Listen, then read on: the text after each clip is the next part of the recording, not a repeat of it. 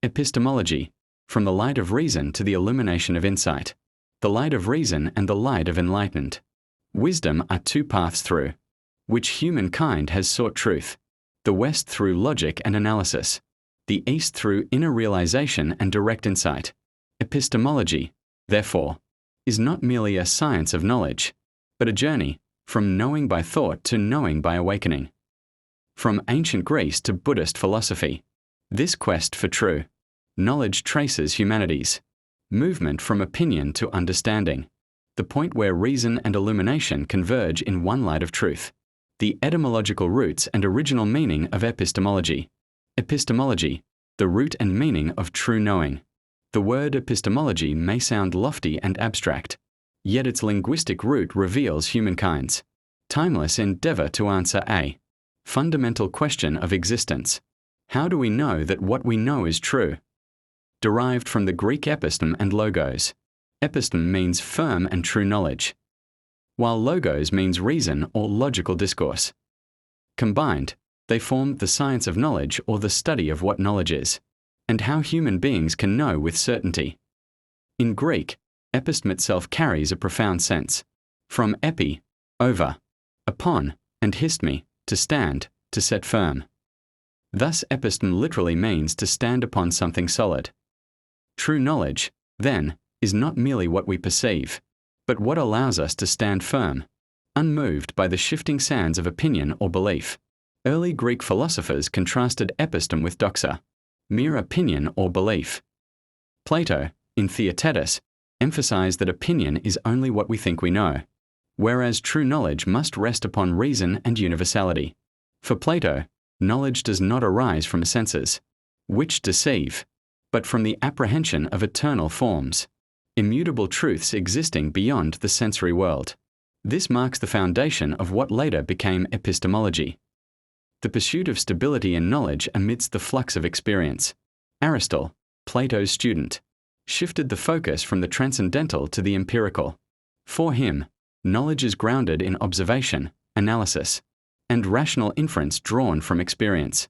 He returned knowledge to the tangible world, transforming it from a divine gift into a human process of inquiry and reasoning. From faith to reason, the medieval bridge. After ancient Greece, the idea of knowledge evolved under Christian influence in medieval Europe.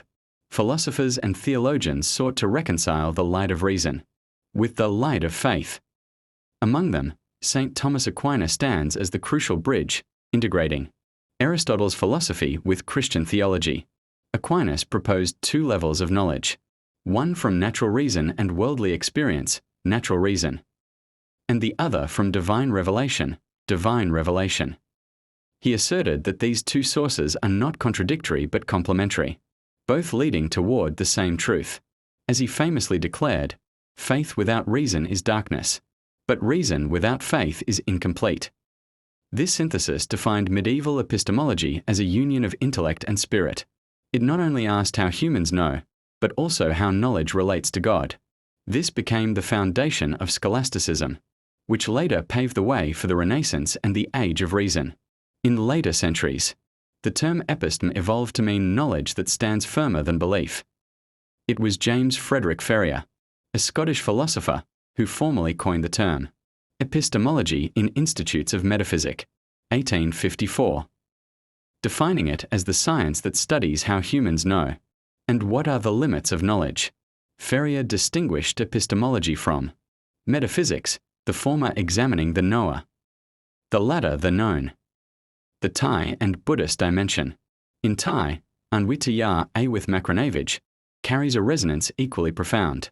A with Macrone, Yan means enlightened knowledge or wisdom that sees the truth, while Vij, Vitaya, or Vidi denotes knowledge or science grounded in reason. Together, Yanvitaya thus signifies the science of enlightened understanding. The distinction between Yan and Vitaya illuminates two dimensions of knowing. Yan arises from inner insight, knowing by the heart that directly perceives truth. Vitaya arises from external study, experiment, and rational observation.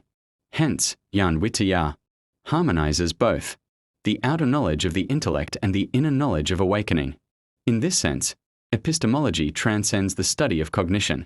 It asks, from where does our knowledge arise? What are its limits? And how can we discern truth from mere belief, doxa? In Buddhist philosophy, the journey of knowledge reaches its most inward expression. True knowing, A with macron A, is not accumulation but realization, the direct seeing of things, as they really are, yathpta nadasana. It is knowledge free from ignorance, avij, arising from the clear vision of impermanence, suffering, and non-self. If Western epistemology asks, how can we know? Buddhist epistemology asks, how can we know truly? How can we awaken? Thus, one word, epistemology, lives two lives. In the West, it seeks certainty through reason. In the East, it seeks liberation through insight. Yet both share the same destination, the transcendence of illusion, the passage from opinion to understanding, from ignorance to illumination. The first seekers of epistemology. The earliest known seekers of epistemological truth were the Greek philosophers, Socrates, Plato, and Aristotle. Three pillars whose questions still shape our understanding of knowledge today. 1. Socrates, do we know that we know? Socrates, 5th century BCE, pioneered what may be called reflective epistemology. He claimed no possession of knowledge, only the awareness of ignorance. The only thing I know is that I know nothing. Through his Socratic method, dialectical questioning, he exposed the fragility of unexamined beliefs, compelling others to reflect on how they know what they claim to know. For Socrates, true knowledge began with the purification of the soul through self-awareness of ignorance. 2. Plato, from opinion to true knowledge. Plato, Socrates' student, elevated this inquiry into a philosophical system. He distinguished between two levels of cognition: doxa, opinion, belief, or perception subject to change; episteme, true knowledge, unchanging and beyond the senses. In his theory of forms, Plato taught that what we perceive are only shadows of higher realities, eternal forms, that the soul once knew and can recollect through reason and philosophical contemplation and amnesis. Thus, knowledge is not discovery but remembrance. 3.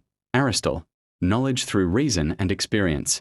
Aristotle, Plato's most gifted disciple, grounded knowledge in empirical observation and rational analysis. He rejected the notion of separate forms, asserting that truth is found in the material world through logic and evidence. This laid the foundation for empirical epistemology, the belief that knowledge arises from experience and reasoning. His system later inspired the rise of scientific inquiry, transforming knowing into something verifiable and testable. 4. The modern turn, Descartes and Locke. In the modern era, epistemology deepened with thinkers such as René Descartes, who sought absolute certainty, arriving at the indubitable truth of self-awareness. Cogito, ergo sum, I think, therefore I am. John Locke, who viewed the mind as a tabula rasa, a blank slate written upon by experience, the cornerstone of British empiricism. Conclusion. The first seekers of epistemology, Socrates, Plato, and Aristotle, opened humanity's most enduring question: how do we know? Later, Descartes, Locke, Hume, and Kant expanded it into systematic study, exploring the very conditions of knowing itself. Epistemology, therefore, is not born from academic curiosity alone but from the human longing to stand upon truth. From Socrates' questioning in the streets of Athens to modern philosophers probing through logic and science, all share the same aspiration, to know truly, beyond illusion and ignorance, where the light of reason and the light of insight merge into one radiant truth.